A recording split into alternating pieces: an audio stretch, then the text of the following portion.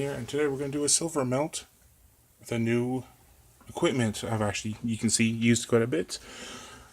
As some of you know, using on bismuth. It's actually a piece of what I did there. Bismuth.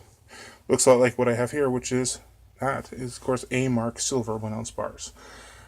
I'm going to be melting them, and what I love about these is they fit perfectly inside my crucible. And here's a couple halves of one. We'll set aside. So with that full, we're going to go ahead and turn the unit on and let it get up to temperature. So for this one, I'm going to use, let me bring the camera over. So this one is a round for it'll do 3 tri-ounce silver. We're going to be using that.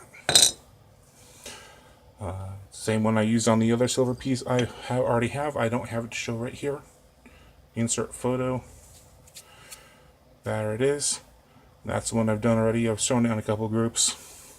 Now we're going to do another one, hopefully cleaner, smoother. It's warmer out. And this time, I got myself a butane soldering torch. And I have, still in the box, so I got myself a brand new MAP torch. I'm going to use that later today. We're just going to use the acetylene to heat up the mold first. Get it nice and hot. Hopefully get a smoother pour. All in all, there's my workspace. Kind of a mess. These don't belong. I just bought and assembled this bearing press here. So I'll be used for stamping. So I don't have to hammer it. It works good.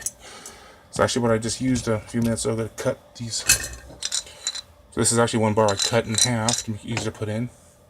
Top off the crucible and just laid it down, put a hatchet, top the silver onto the press, and press it. Split it. See, it's a bit of a mess. I love this. This is something I found at my local Home Depot. These are great. It's actually kind of a C-clamp, but it's a vice grip. And I use it for my 3D molds. These ones.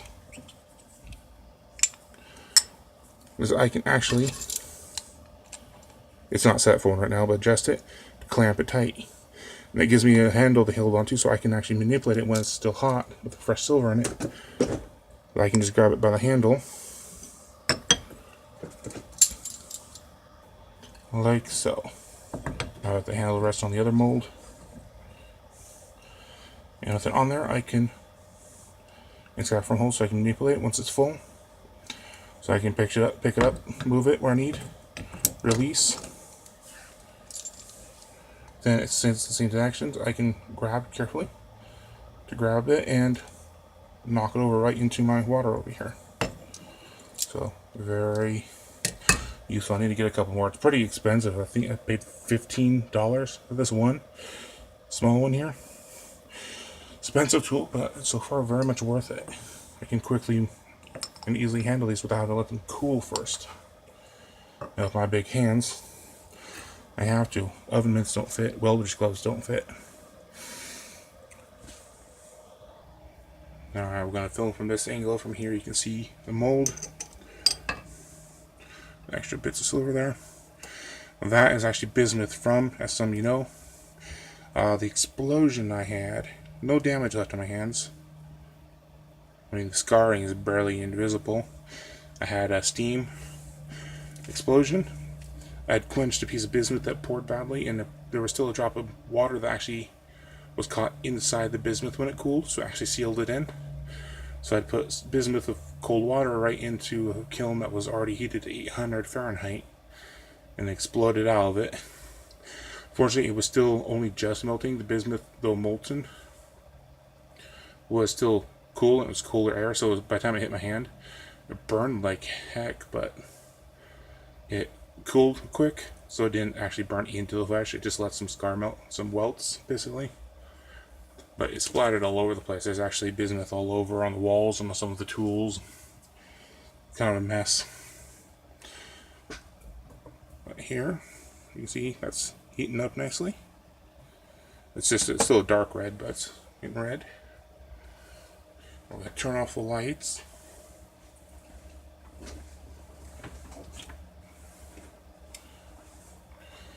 That way, get a better view of it all. There, see? Still dark red, but it looks good now.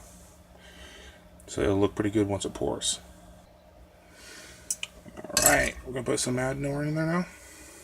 So you can see it's white hot. Now, I don't know if you can see clearly, but bits that are in there are melting now, so I'm going to add.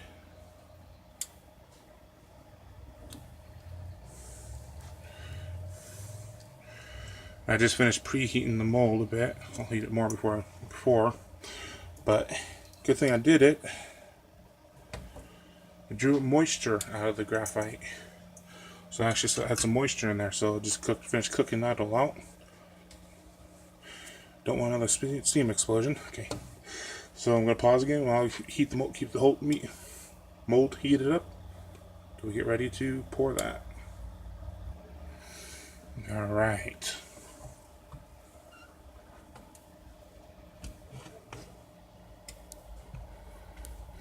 So there it is. You see it glimmering down there? See if I can.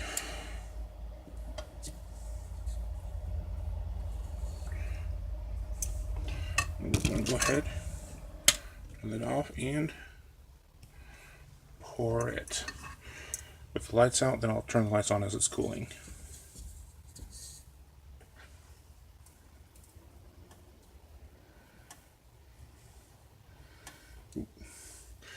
A little bit of gunk on the bottom, but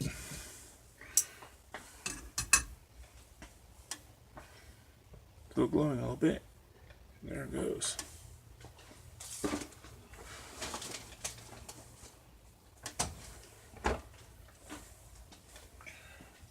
Off with the safety glasses to close this up.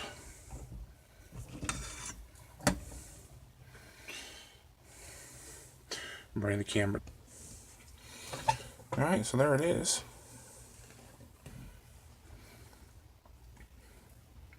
So it's just shy of being full. That is 3 tri-ounces. Let's see if we can. This thing is mold's a bit too big for the tools I have.